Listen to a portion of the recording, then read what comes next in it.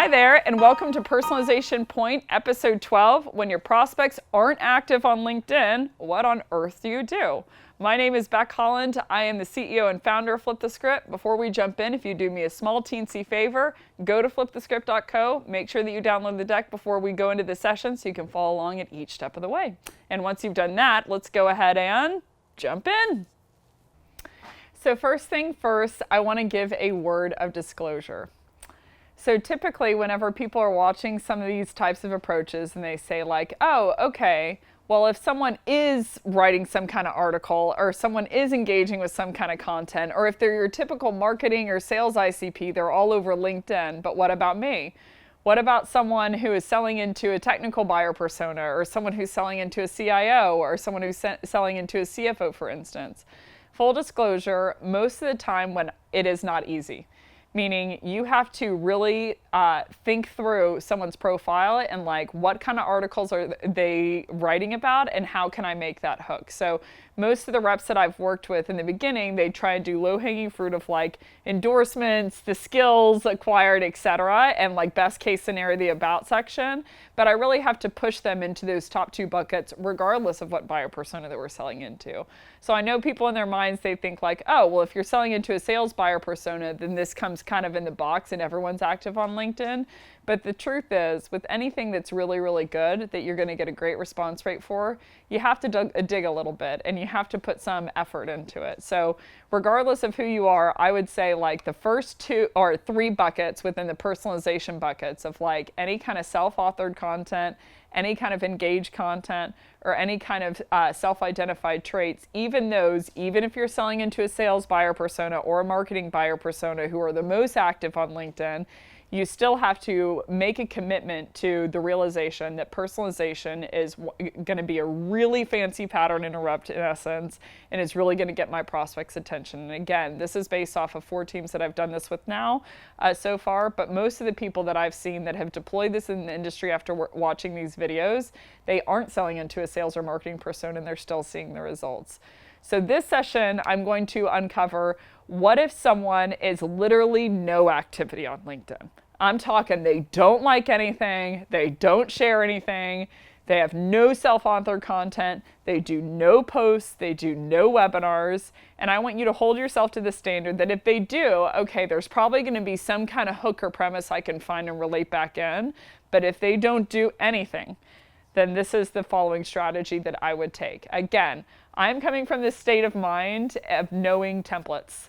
I've seen templates of all kinds of different methodologies, and I have seen it not work anymore. It worked in the beginning when we were using it with sales engagement, and now I just don't see people responding to it. So I haven't seen a team out there that is seeing massive results with templates, especially if it's within B2B and especially if it's within B2B SaaS. So I'm kind of taking that as a constant of like, okay, personalization is part of the puzzle that we have to figure out regardless of the organization, and then we have to learn, full disclosure, how to tie that into relevance. But let's start with, if they are no activity on LinkedIn, what would I do? So step number 1, the first bucket, and this is probably going to be the easiest bucket for you, is self-identified traits. So even though I mentioned in the personalization section, if someone signs up on LinkedIn, and most people are on LinkedIn, you know, financial buyers, HR buyers, CIOs are on LinkedIn, you know, SEO experts are on LinkedIn, back-end engineers are on LinkedIn. Usually, especially if you're within B2B SaaS, you're going to have some kind of profile on LinkedIn just because social media is so prevalent. When you sign into LinkedIn, when you originally signed up, I want you to think through your mindset. Originally, the use case for LinkedIn is people wanted to find an online way to represent their resume. So as a piece of that, whenever they created an account on LinkedIn back in the day, they basically signed in and they thought, I'm going to use this as a resume. So ergo, within the about section or within the company line or headline or profile line, I'm going to say things that I focus on, say things that I excel at, or say things that are really an expertise of mine because I want to sell myself to people who are going to be viewing me on LinkedIn. Because of the genesis of that creation of LinkedIn, you're going to see in people's about section, company line, and profile line, 90% of the time these are filled out, meaning someone says something about themselves, because in the box, very rarely do you sign into LinkedIn, put up a profile picture and say nothing about yourself, like this is part of the profile setup. So the first place I would go to that's a low-hanging fruit is people will say something about what they do or focus on, regardless of what buyer persona they are, whether that's sales, whether that's tech, whether that's back-end or marketing. They will have their about section usually filled out, or their profile line or company line. So I would search through those and say, is there any wording, premise, hook, etc. that I could tie into my product and what we do? If I can't find that, anything there, if they simply don't have those on their LinkedIn profile, then I would go to number 2, which is the junk drawer. The junk drawer is going to be really anything that's a little lower hanging fruit and usually not that business related to someone based on their social media accounts, LinkedIn primarily. But this is comprised of all the different variables that you see here. You've got schools attended, personal interests, hobbies, recommendations, skill endorsement, mutual connections, Twitter, and Facebook. And again, whenever you're teasing out some kind of personalized premise, you have to think through it in terms of what can I choose here that I can then relate back to what my product does. So you might think you're going out on a limb here. And again, I'm going to do a session on how to hook personalization to relevance to make sure that in every case scenario that you're relevant.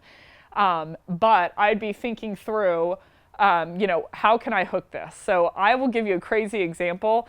I once was working for a conversation intelligence vendor, and I was prospecting into someone who wrote an article about GDPR and found a way within under 2 minutes to write an email to that person hooking GDPR to sales skills, and got the meeting in 7 minutes later.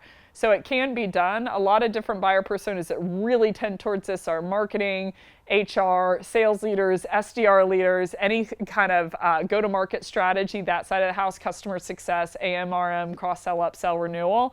Like those are the people that really like this.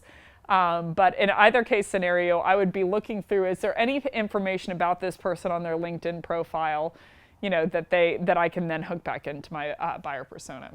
If I can't find self-identified traits, they don't talk at all about themselves on LinkedIn, and there is nothing within the junk drawer that you can hook, I would then transition into demographic data.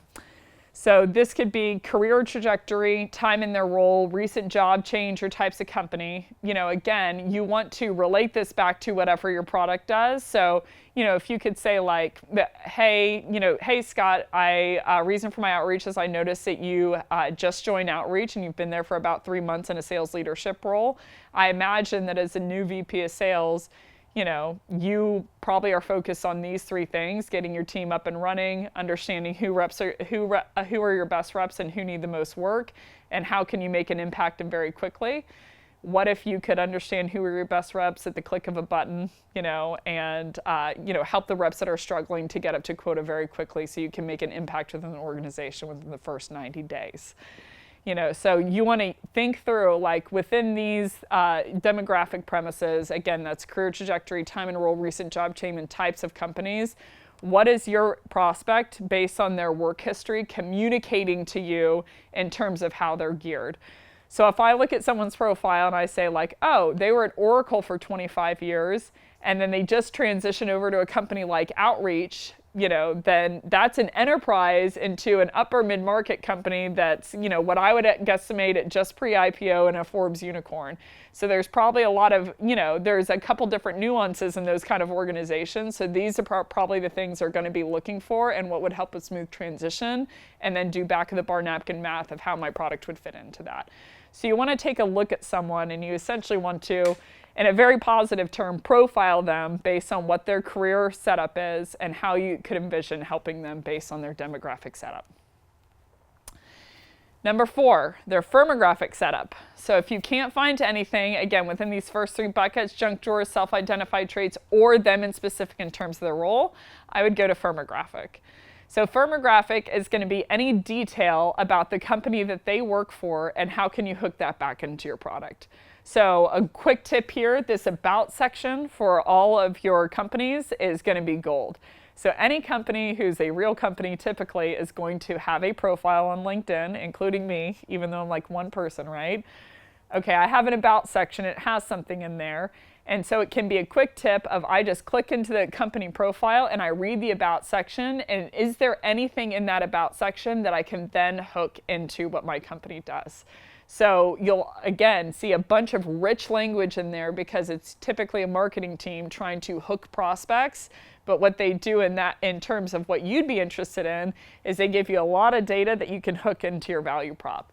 So with anything firmographic, if I can't find something out about, whatever, max and specific or outreach, or a max and specific in terms of junk drawer self-identified traits, I'm going to go, okay, Max is the former CEO of Sales Hacker, and he is, a VP of marketing over at Outreach. And so what can I learn about Outreach?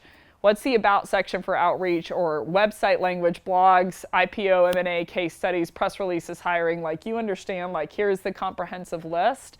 But here are all the details about this company, and I want to find a demographic detail that I can then tie back into my product. So my full disclosure suggestion would be you need to spit some kind of detail in the first line that's specific to their company with some kind of quote marks around it, because you want to communicate to your buyer that you don't know them in terms of industry segment. This wasn't just put into a mass blast cadence where you rip through an entire MarTech industry. You know their company in specific, so you have earned the right to be there because you know exactly who they are, and you have a very customized, very vetted out pitch that you think that you can add value within. So again, if you can't find anything on Max in specific and junk drawer self-identified traits or anything that he's done in his career, then you're going to go on to firmographic premises and go to Outreach in specific. And the last bucket, if you can't find anything about the company that you can then tie in on the website or blog posts, hiring, M&A, anything there, then I would then, very lastly, just because I haven't seen it work too well, go into just buyer persona relevance templates alone. Full disclosure, full stop. Relevance is very, very important in Outreach. Understanding someone's buyer persona is chief of mind for me when I'm sending any email. If you don't know who you sell into and what they care about and how you can speak to those pain points in terms of your product, then it makes it insatiably hard to sell. So you need to understand your buyer and their day-to-day before you do anything else. However, the reason that I'm listing this bucket last is because the keys to the kingdom is picking out something about that person and then hooking it into the buyer persona relevance other than just being buyer persona relevant alone. So you will still get some business off of templates, meaning you're going to mass blast and every once in a while a blind squirrel gets a nut, right? You're just going to find some people that are in market for some of for some of your software, and you just sent them the right email at the right time.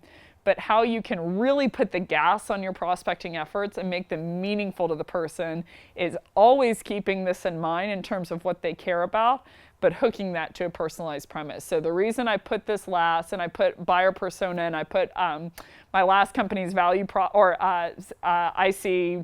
that we sold into, so sales enablement operations, sales leader, SDR leader, and revenue leaders.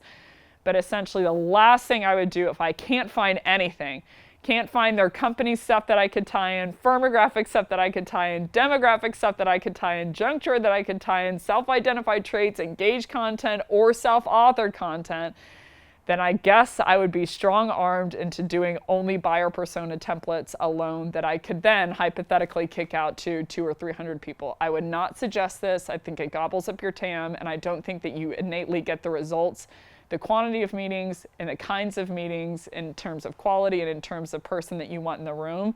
However, if you have nothing, then I would go ahead and just talk about their role and things that typical buyer persona cares about. So that's all the content for today. If you liked today's session and you want to check out more sales topics and sessions, go to flipthescript.co, and there's going to be a content library there for you. And speaking of LinkedIn, if you go to Flip the Script on LinkedIn and give us a follow, there'll be more behind the scenes updates located there. Hope you have a great day.